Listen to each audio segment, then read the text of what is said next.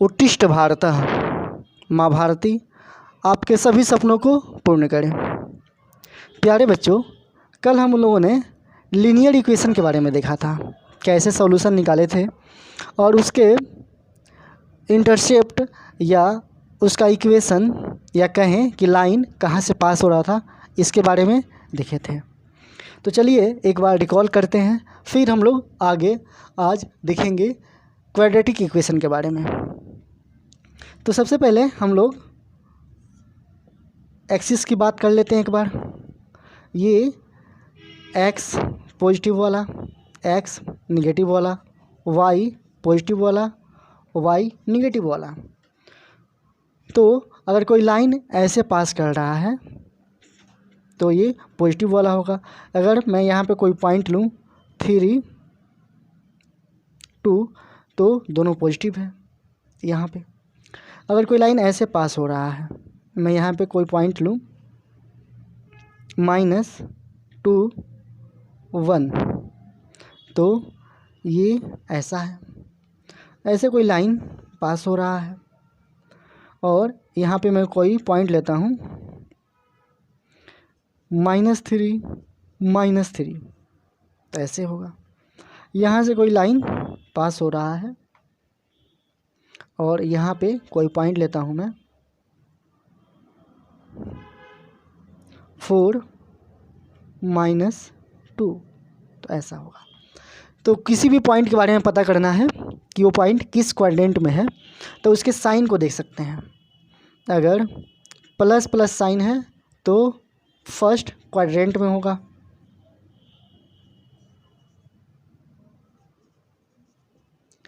अगर minus plus है तो सेकेंड क्वाड्रेंट में होगा, अगर वहीं माइनस और माइनस है तो थर्ड क्वाड्रेंट में होगा, और प्लस माइनस है तो फोर्थ क्वाड्रेंट में होगा।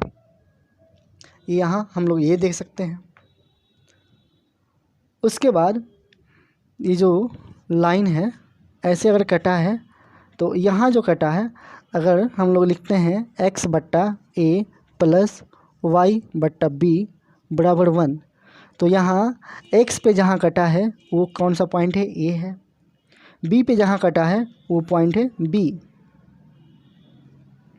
जैसे अगर हम लोग को इक्वेशन लेते हैं x/5 प्लस y/3 = 1, तो यहाँ पे a बराबर कितना है 5 और b बराबर है 3।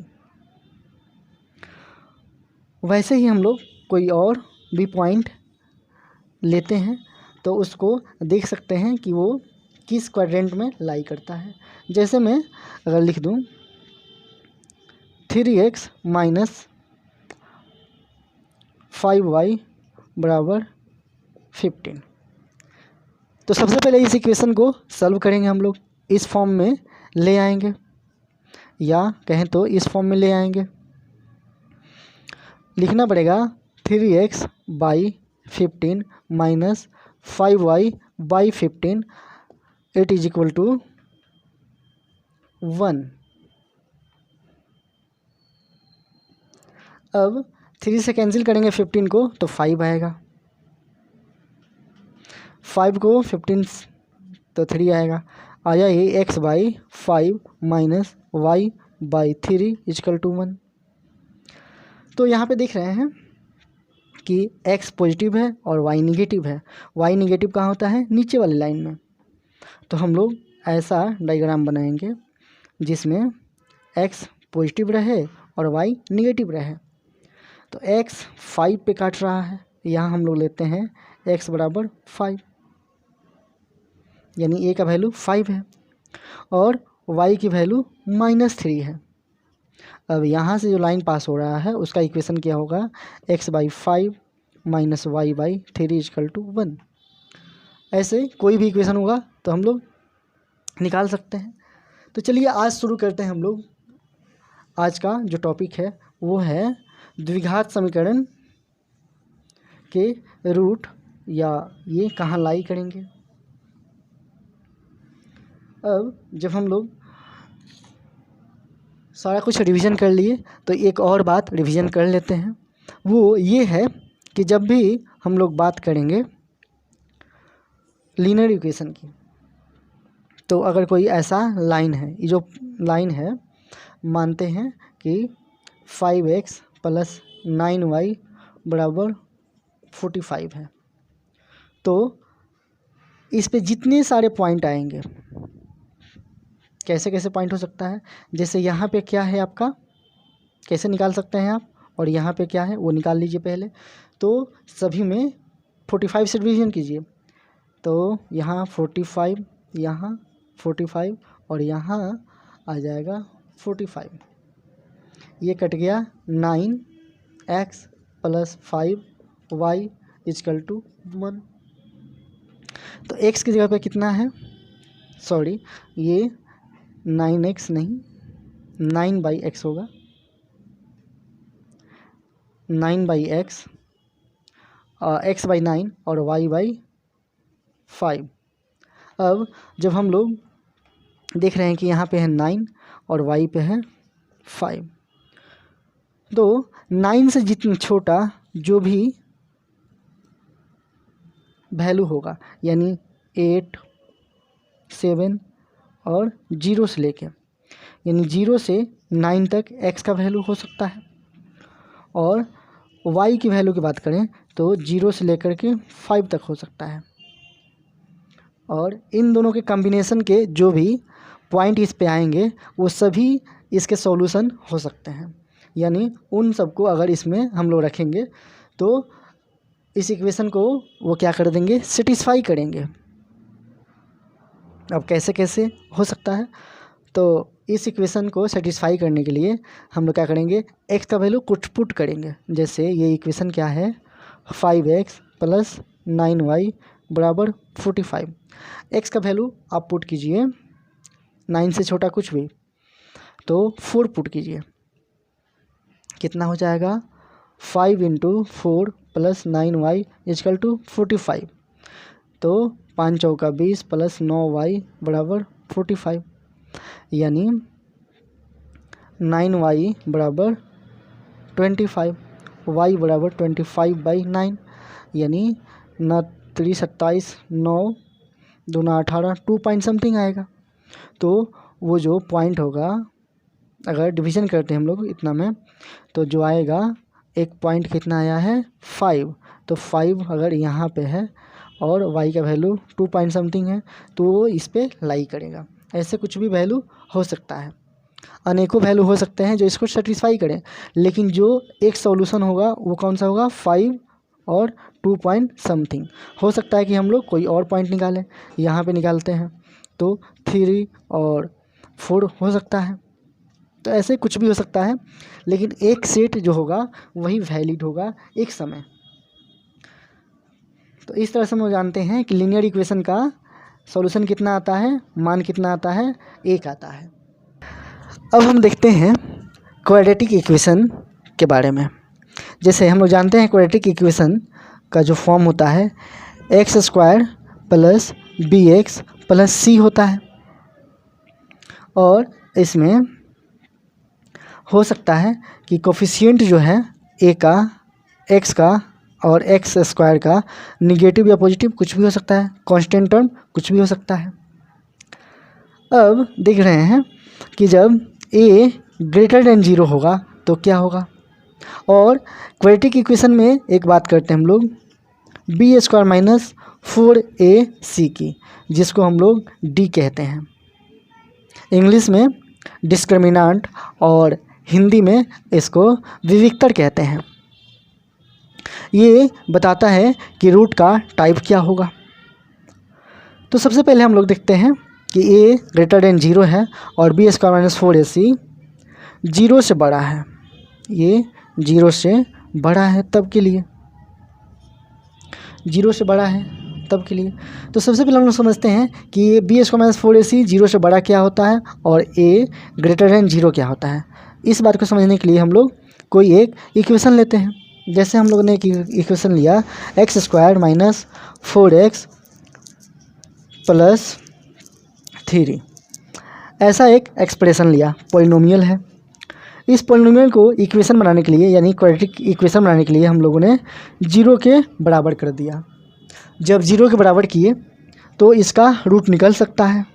रूट निकालने का तरीका होता है कि ये जो होता है फर्स्ट टर्म का कोफिशिएंट यानी एक्स स्क्वायर का जो कोफिशिएंट होता है उसको कांस्टेंट टर्म से मल्टीप्लाई करते हैं, फिर उसका प्राइम फैक्टराइजेशन करते हैं और मिडिल टर्म स्प्लिटिंग करते हैं। तो ये पहले वीडियो में हम लोग सीख चुके हैं, अगर आप लोग को याद है, नहीं तो यहाँ पे हम लोग कर सकते हैं। जैसे एक्स स्क्वायर का कोफिशिएंट है 1, इसको मल्टीप्लाई किया 3 से तो ये हो गया 3 का प्राइम फैक्टराइजेशन किया तो 3 से कटा 1 यानी 1 और 3 इसका प्राइम फैक्टराइजेशन हुआ। अब हम लोग को 4 को ऐसे तोड़ना है कि जोड़ने घटाने पे 3 और 1 को ऐसे करना है कि वो जोड़ने घटाने पे 4 आ जाए और मल्टीप्लाई करने पे 3 हो। तो मैं लिखूँगा 3 और 1 को ऐड करूँगा तो कितना आएगा 4 और 3 को 1 से मल्टीप्लाई करूँगा तो आएगा 3। तो वैसे यहाँ पे लिखेंगे x square minus 3x minus x plus 3 बराबर 0। अब इसमें जब हम लोग x कॉमन लेते हैं तो x माइनस 3 आया, यहाँ माइनस 1 कॉमन लिए तो x माइनस 3 आया, यहाँ से x माइनस 3 दोनों में है तो चेक हो गया हम लोग का इक्वेशन सही है, हम लोग का सॉल्यूशन सही है। जब दोनों में से x माइनस 3 कॉमन निकालते हैं तो यहाँ हुआ x माइनस 1 बराबर 0। इसको कंपेयर करते हैं 0 से तो एक बार x माइनस 3 बराबर 0 लिखेंगे तो x का वैल्यू आएगा 3। दूसरी बार x माइनस 1 को 0 के बराबर करेंगे तो x बराबर आएगा 1। यहाँ से 2 रूट्स आ गया। फिर हम लोग देख सकते हैं कि इस क्वाड्रेटिक इक्वेशन का सॉल्यूशन कितना होता है या रूट कितना होता है, तो रूट्स इसके 2 आते हैं, 2 रूट्स आते हैं। अब हम बात कर रहे थे a, तो a ग्रेटर देन 1 है कि नहीं, ग्रेटर देन 0 है कि नहीं, तो हाँ है क्योंकि यहाँ पे 1 ग्रेटर देन 0 है। दूसरी बात b स्क्वायर माइनस 4ac क्या है, तो यहाँ b का वैल्यू है -4, तो -4 का स्क्वायर माइनस 4 इंटू ए का वैल्यू है 1 इंटू सी का वैल्यू है 3। इसको ऑपरेट करते हैं तो -4 का स्क्वायर 16 माइनस 12। अब 16 में से 12 करेंगे माइनस तो कितना आएगा 4, और 4 जो है ग्रेटर देन 0 है तो ये भी वैलिड हो गया।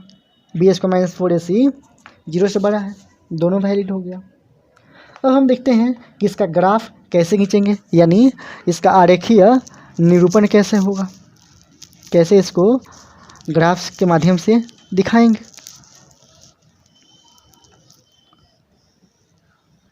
तो सबसे पहले ये जब ग्रेटर देन 0 होता है तो वो पॉजिटिव y एक्सिस की तरफ ग्राफ खुलता है, तो ऐसा ग्राफ होगा।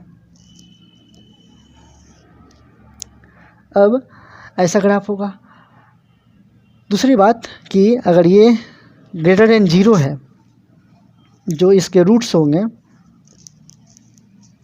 वो रियल आएंगे और अनइक्वल आएंगे,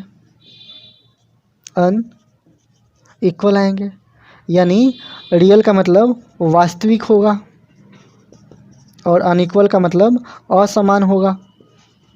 जैसे अभी पिछले क्वेश्चन में देखा था हम लोगों ने 1 और 3 उसका रूट्स आया था, तो दोनों रियल नंबर हैं और एक दूसरे से अलग भी हैं तो असमान भी हैं। अगर इसका हम लोग ग्राफ खींचे 1 और 3, जैसे x square minus 4x plus 3 का, तो वो कल देखे थे ऐसा कुछ आया था जो 1 और 3 पे कट कर रहा था, 1 और 3 पे कट कर रहा था, और इसका जो पिक पॉइंट होता है वो यहाँ होता है। दूसरा क्वेश्चन हम लोग इसमें देखते हैं अगला कि अगर जब a लेस देन 0 हो जाए, इसमें a जो है लेस देन 0 हो जाए, तो इसका जो ग्राफ होगा वो निगेटिव y की तरफ ओपन होगा, तो कुछ ऐसा ओपन होगा। तो इसके रूट्स भी जो होंगे वो रियल होंगे और असमान होंगे और समान होंगे, यानी रियल आएंगे और असमान होंगे। दूसरा हम लोग अब देखते हैं, जैसे इसका एग्जांपल हम लोग क्या ले सकते हैं। मैंने लिखा minus 5x² plus 3x plus 9 बराबर 0, ऐसा कुछ इक्वेशन ले लिया। तो यहाँ पे -5 जो है वो लेस देन 0 है, -5 लेस देन 0 है, तो ये नीचे की तरफ ग्राफ ओपन होगा। अब देखते हैं हम लोग अगला कि जब a ग्रेटर देन 0 हो लेकिन b² - 4ac 0 के बराबर हो, तो ये इक्वेशन है ax² plus bx plus c में a ग्रेटर देन 0 हो और b² - 4ac 0 के बराबर हो। तो जब ऐसी कंडीशन होगा तो वो एक्स एक्सिस को एक ही पॉइंट पे कट करेगा और शून्य जो होगा इसका, यानी रूट जो आएगा सिर्फ एक होगा, यानी इसका रूट एक ही होगा। दूसरी बात कि अगर हम लोग इसी में a लेस देन 0 कर देते हैं और b² - 4ac को 0 के बराबर करते हैं, तो यही ग्राफ नीचे की तरफ ओपन हो जाएगा ऐसा,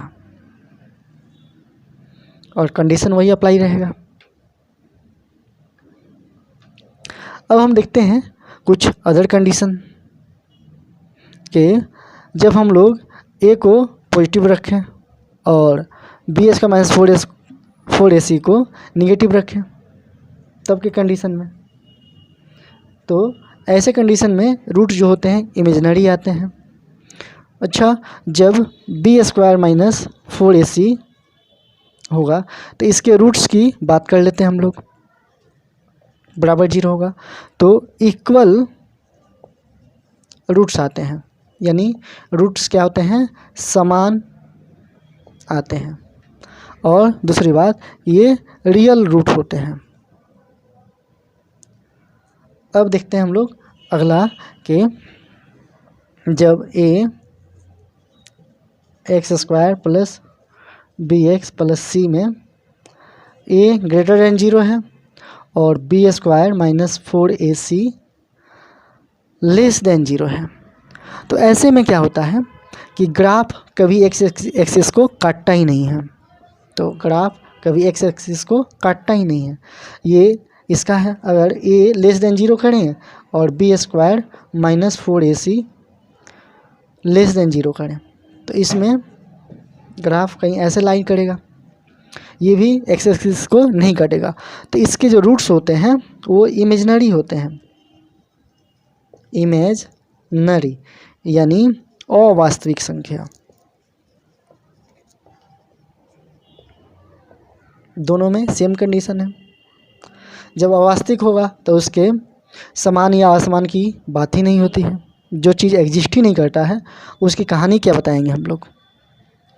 तो आज हम लोग यहीं क्लास स्टॉप करते हैं, कल से हम लोग नया शुरू करेंगे इसमें।